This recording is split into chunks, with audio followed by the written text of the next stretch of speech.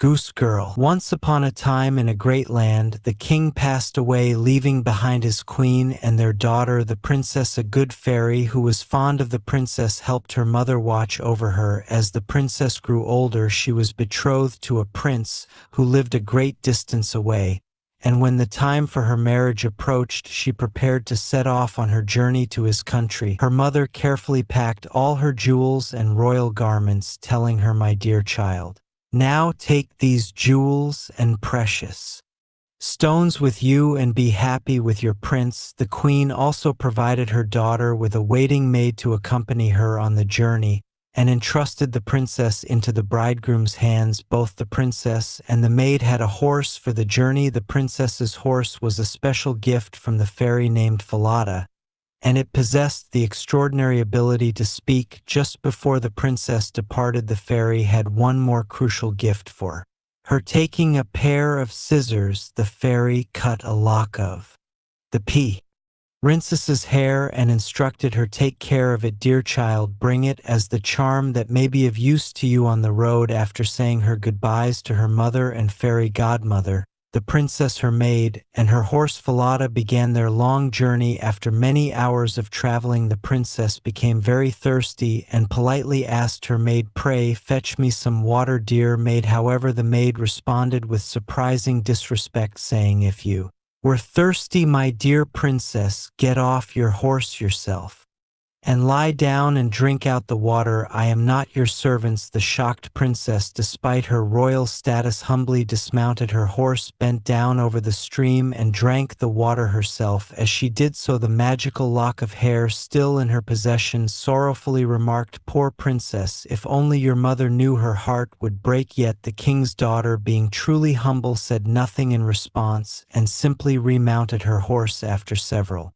more hours on the road, the princess was once again thirsty, and when they arrived at another stream, she again requested her maid to fetch her water, but the maid repeated her insolent refusal, stating, "As I said, get it yourself." Once more the princess dismounted, bent over the stream, and drank. This time the lock of hair offered a more urgent warning, saying, "If only your mother knew, her heart would break." The maid is not obedient, but "Be careful, princess, don't bend so much. Oh, I am falling into the river." As the lock of hair spoke, it slipped out of the princess's pocket and was carried away by the flowing water. Seeing this, the maid immediately seized the opportunity, declaring, "Now you awake and powerless. From now on I give the orders, and you must obey me. Now take off your dress and give it to me, and you will wear mine. I am now the princess, and if you tell anybody about this, you will regret it." The maid then put on the princess's dress and mounted the speaking horse Falada, while the true bride was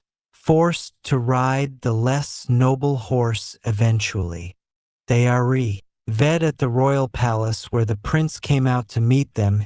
He mistakenly greeted the maid as his would-be bride. The maid, continuing her deception, introduced the true princess as her maid and companion, immediately expressing dislike for her and asking the prince if he had some work for her. The prince, puzzled, replied that he didn't have any specific work, but suggested that a little boy named Kurtkin could take care of the geese and the princess could help him. The maid then made another demand, asking the prince to please get rid of the horse on which I rode here. I almost fell on the road because of him. She insisted on this because she knew that Falada, the horse she had ridden, could speak and might reveal how she had treated the real princess. The maid succeeded in her demand, and the faithful Falada was killed. When the true princess heard of Falada's fate, she wept bitterly and pleaded with the man who killed him to nail Falada's head against a large dark gate of the city. This was the gate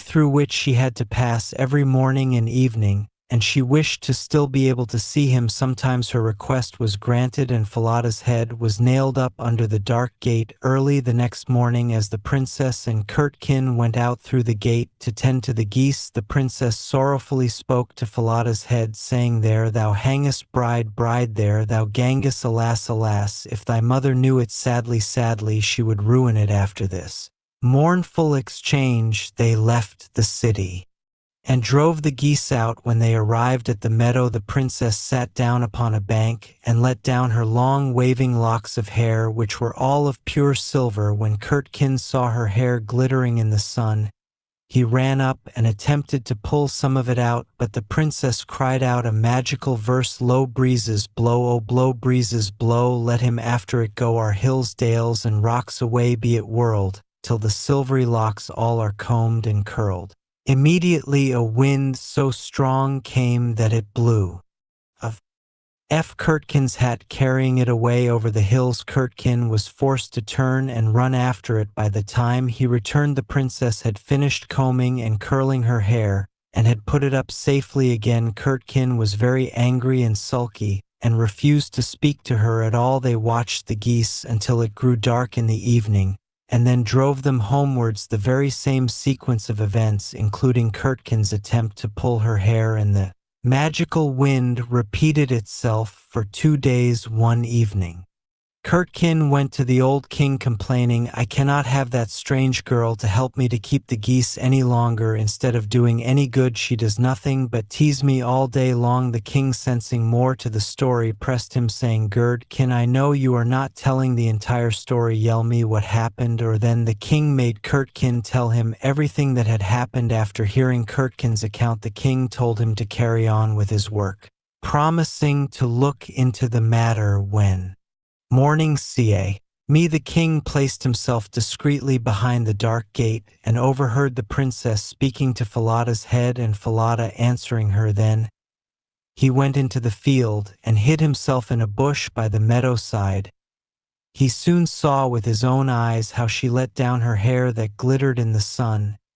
He then heard her say the magical words, "Hello, please hat, go blow breezes blow, let him after it go over hills, dales, and rocks, away me it whirled, till the silvery locks are all combed and curled." And just as before, a gale of wind came and carried away Curdken's hat, with Curdken running after it, while the girl continued combing and curling her hair. The old king observed all of this without being seen, and went home. When the little Goose Girl came back in the evening, the king called her aside and asked her why she did these things. She immediately burst into tears, explaining that she must not tell you or any man, or I shall lose my life. But the old king begged so persistently that she found no peace until she had told him the entire tale from beginning to end, word for word. It was very fortunate for her that she did so. The king promised her, "No harm shall come upon you, dear princess. I will right the wrong done to you." He then asked her to get dressed as the princess would. When she did, he gazed on her with wonder, struck by her immense beauty. He then summoned his son and revealed that he had only a false bride who was merely a waiting maid, while the true bride stood by him. He declared to his son, "She is your true bride, my son." The young prince rejoiced upon seeing her beauty and hearing how meek and patient she had been throughout her ordeal. Without informing the false bride of his intentions, the king ordered a great feast to be prepared for his entire court that night, proclaiming, "Tonight we celebrate the truth and punish the lie." At the feast, the bridegroom sat at the top table with the false princess on one side and the true one on the other. However, nobody recognized the true princess for her. The beauty was quite dazzling to their eyes, and she no longer seemed at all like the little Goose Girl now that she wore her brilliant dress. After they had eaten and drunk and were in a merry mood, the old king stood up, asking for everyone's attention. He announced, "Tonight I tell you all the tale. Listen to me carefully." He then began to narrate the entire story of the princess as if it were a tale he had once heard. When he finished, he turned to the true waiting maid, who was actually the false princess, and asked her what she thought ought to be done to anyone who would behave in such a deceitful manner. The false princess, unknowingly condemning herself, vehemently replied, "Nothing better. She should be thrown in the jail forever." The king then declared to her, "Thou art she, and as thou hast judged thyself, so shall it be done to thee." The maid was punished according to her own words. The young king was then married to his true wife, and they reigned over the kingdom in peace and happiness for all their life. Finally, the good fairy came to see them and restored the faithful Falada to life again. The story of the Goose Girl is a profound narrative that delves deeply into themes of truth versus deception, humility and patience, and the ultimate triumph of inherent worth and justice. The central conflict is driven by the maid's audacious act of deception, where she usurps the princess's identity driven by ambition and a desire for status.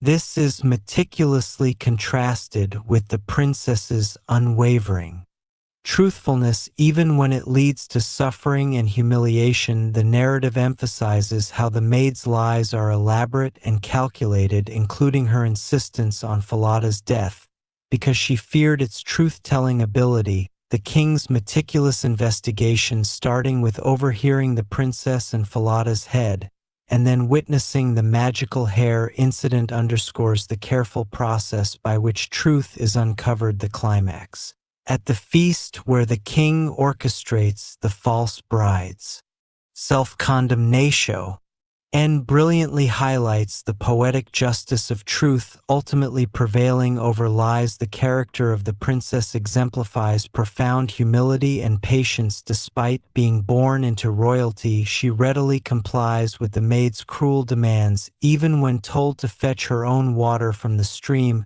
Her silent endurance of mistreatment and her willingness to perform menial tasks like tending geese are key indicators of her inner strength and noble character, which transcend her outward circumstances. Her patience is tested over the course of the journey and her time as a goose girl, but she never betrays her true identity until compelled by the king. This patient suffering makes her ultimate vindication all the more satisfying. The concept of inherent worth and true identity is powerfully symbolized throughout the narrative. The princess's royal essence shines through despite her disguise as a goose girl. Her extraordinary silvery hair, which sparkles in the sun and is linked to her magical ability to control the wind, serves as a visible mark of her unique and noble nature.